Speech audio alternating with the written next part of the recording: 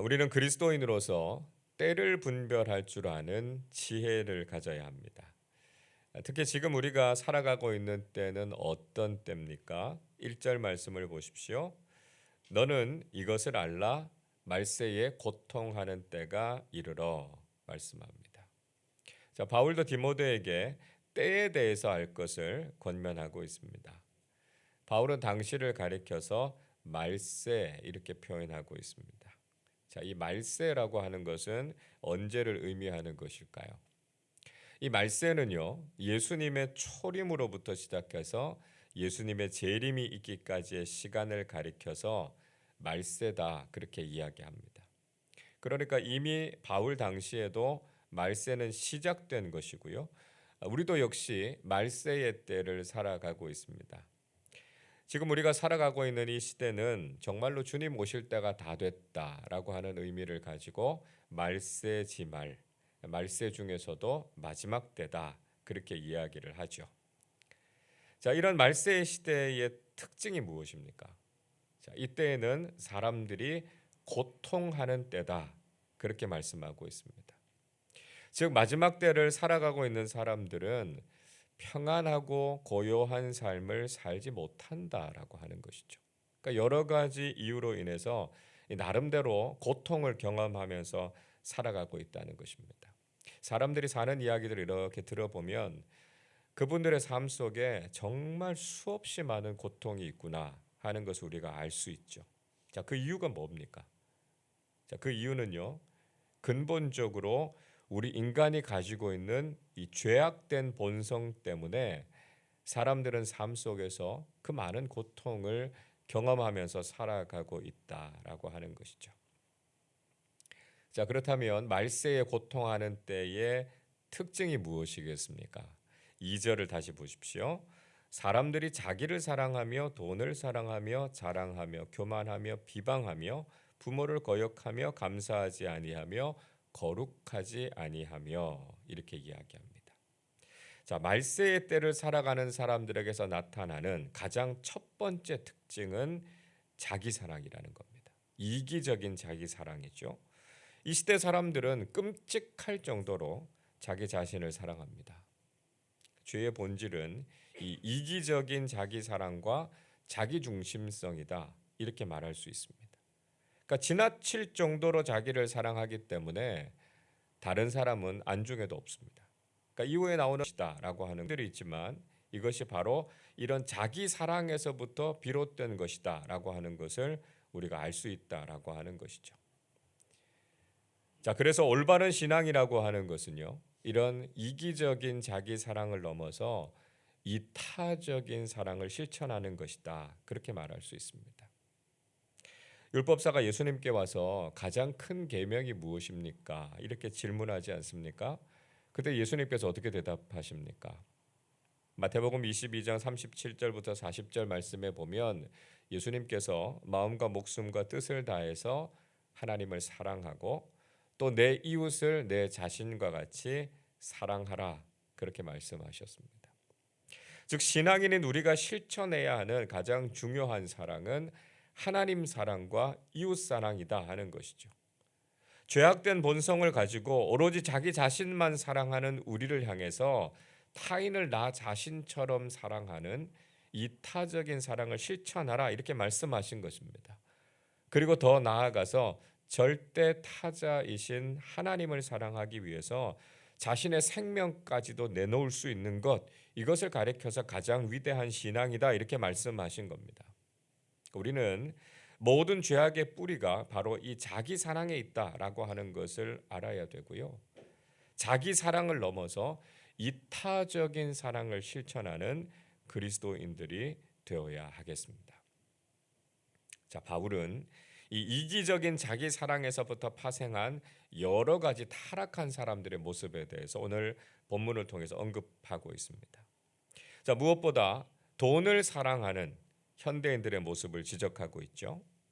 자, 분명한 것은요, 돈은 사랑의 대상이 아니라 이용의 대상이다라고 하는 것입니다. 그러니까 돈을 잘 사용해서 우리는 그것을 가지고 하나님을 사랑해야 되고요, 사람들을 사랑해야 됩니다.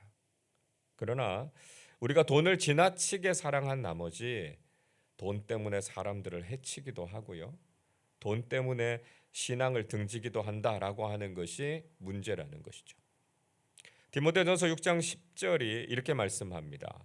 돈을 사랑함이 일만 악의 뿌리가 되나니 이것을 탐내는 자들은 미혹을 받아 믿음에서 떠나 많은 근심으로써 자기를 찔렀도다.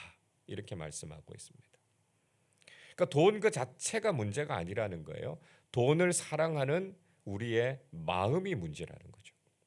그러니까 물질에 대한 바른 태도를 가지고 신앙인답게 물질을 바르게 사용해서 하나님과 사람들을 사랑하는 사람들이 되어야 한다는 것입니다. 자, 또 다른 특징으로 현대인들은 교만하다는 것입니다. 그러니까 사람들은 자기를 드러내고요, 자기를 높이려고 하죠.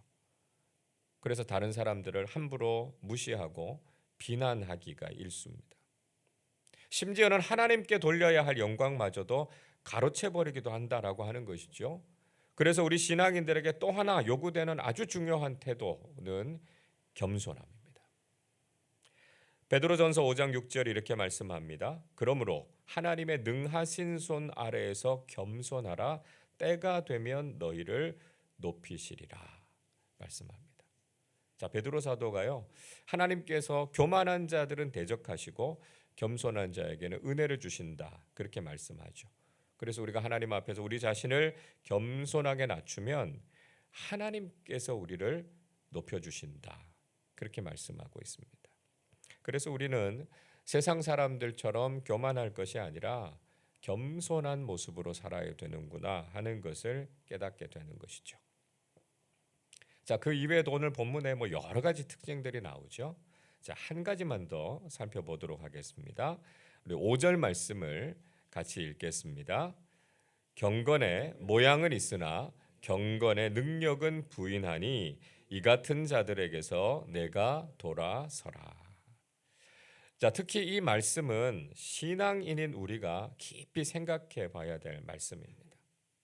자, 오늘날 신앙인들 가운데서도요, 경건의 모양은 있지만 경건의 능력을 잃어버린 신앙인들이 있다는 겁니다. 자, 이 경건의 모양이라고 하는 것은 말 그대로 신앙생활의 외형을 말하는 것이죠. 즉 교회를 오래 다녔고요, 직분을 가지고 있습니다. 나름대로는 열심히 사역하고 봉사하는 것처럼 보이는 사람들을 말합니다. 그런데 정작 그런 사람들 중에 경건의 능력이 없는 사람들이 있다는 것이죠. 어떤 사람들을 이야기합니까? 성령 충만하지 못해서요, 예배와 기도 생활을 등한시합니다. 사랑과 섬김의 모습들이 그 삶 속에 나타나지 않습니다. 헌신과 친절을 베풀지 못해서요, 그리스도인다운 삶의 모습이 없는 사람들입니다. 혹시 우리는 이 경건의 모양은 있지만 경건의 능력을 상실한 채 살아가고 있는 것은 아닌가? 우리의 신앙의 모습도 점검해 봐야 된다라고 하는 것이죠. 여러분, 말세의 때에는 믿지 않는 사람들도 자신의 죄 때문에 고통을 겪기도 하고요, 믿는 사람들도 올바른 신앙을 갖지 못해서 흔들릴 수 있습니다. 우리는 이 말세의 때를 어떻게 살아야 할 것인가에 대해서 하나님의 말씀에 늘 귀를 기울이실 수 있기를 바랍니다. 죄악된 본성에 따라서 사는 사람들이 아니라 오직 하나님과 사람들을 사랑하고 성령 충만함으로 믿음의 능력을 드러내는 사람들이 되시기를 바랍니다. 그래서 이 마지막 때에 하나님께서 칭찬하시고 인정하시는 믿음의 사람들로 살아가실 수 있기를 바랍니다. 자, 바울은 이런 사람들 중에 우리의 신앙과 공동체를 어지럽게 하는 세력들이 있다 이렇게 경고하고 있습니다. 6절을 보십시오. 그들 중에 남의 집에 가만히 들어가 어리석은 여자를 유인하는 자들이 있으니 그 여자는 죄를 중히 지고 여러 가지 욕심에 끌린 바 되어 이렇게 말씀합니다. 말세에 잘못된 삶을 살아가는 사람들 중에 가만히 남의 집에 들어가서 사람들을 유혹하는 사람들이 있다 이렇게 지적하고 있습니다. 대표적으로 이 사람들이 바로 이단과 사이비들이죠. 이단과 사이비들의 특징은 몰래 신앙인의 가정이나 공동체에 침투한다라고 하는 겁니다. 그래서 자신들의 정체를 드러내지 않고요. 잘못된 가르침으로 그리스도인들을 유혹하는 일을 할 때가 많습니다. 우리가 이런 것을 분별하지 못하고 어리석은 상태로 영적으로 잠들어 있는 상태에 있으면 우리도 그 속임수에 넘어갈 수 있다라고 하는 것입니다. 자, 이단에 빠진 사람들의 특징이 무엇입니까? 7절을 보세요. 항상 배우나 끝내 진리의 지식에 이를 수 없느니라 말씀합니다.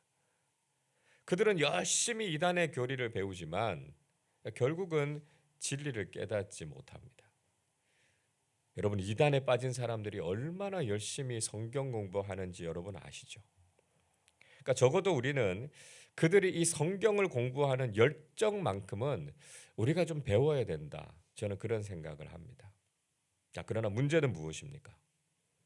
그들이 아무리 열심히 공부를 한다고 해도 그들은 진리를 깨닫지 못한다는 것입니다.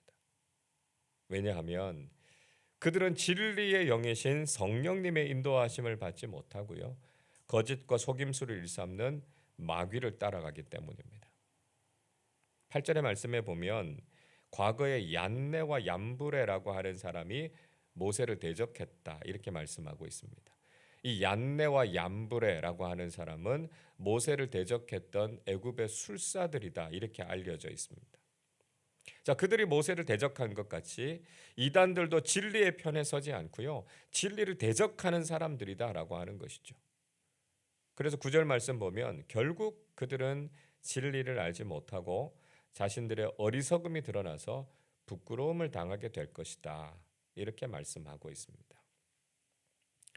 여러분, 마지막 때를 살아가고 있는 우리는 특별히 우리를 미혹하는 이 이단과 사이비를 조심해야 합니다. 그들은 할 수만 있다면 믿는 사람들까지도 유혹해서 복음의 진리로부터 멀어지게 하려고 할 것입니다. 우리는 어떻게 해야 되겠습니까? 우리는 성령님의 인도하심에 따라서 하나님의 말씀을 늘 깊이 묵상해야 하고요. 지혜로운 믿음의 사람들로 살아야 한다는 것이죠. 항상 진리를 사랑하고 하나님의 말씀을 가까이 하는 사람들이 되어야 한다는 것입니다. 그래서 이 혼탁하고 어지러운 말세의 때에 다른 사람들처럼 고통당하는 것이 아니라 진리 안에서 평안하고 믿음으로 승리하는 삶을 살아가시기를 주님의 이름으로 축원합니다. 기도하겠습니다. 우리를 사랑하시되 끝까지 사랑하시는 하나님 아버지, 이기적인 자기 사랑과 탐욕에 빠져서 타락하고 고통당하는 말세의 시대 속에서도 저희들이 믿음으로 구별된 삶을 살게 하시니 감사드립니다. 세상 사람들의 모습을 따라서 죄악된 길을 걷지 않게 하시고 성령님의 인도하심을 따라 바르고 의로운 믿음의 길을 걸어가게 해 주옵소서. 경건의 모양만 있는 형식적인 그리스도인들이 되지 않게 하시고 복음과 성령으로 충만해서 경건의 능력을 나타내는 참된 그리스도인들이 다 되게 하여 주옵소서. 지금도 우리의 신앙을 위협하는 이단과 거짓 교사들의 미혹에 넘어가지 않게 하시고 거룩함과 지혜로움을 가진 하나님의 사람들이 되게 하여 주옵소서. 오늘 이 아침에도 믿음으로 기도하면서 하나님을 더 가까이 하게 하시고 하나님의 풍성한 은혜를 경험하는 하루가 되게 하여 주옵소서. 감사드리며 우리 주님 예수 그리스도의 이름으로 기도하옵나이다. 아멘.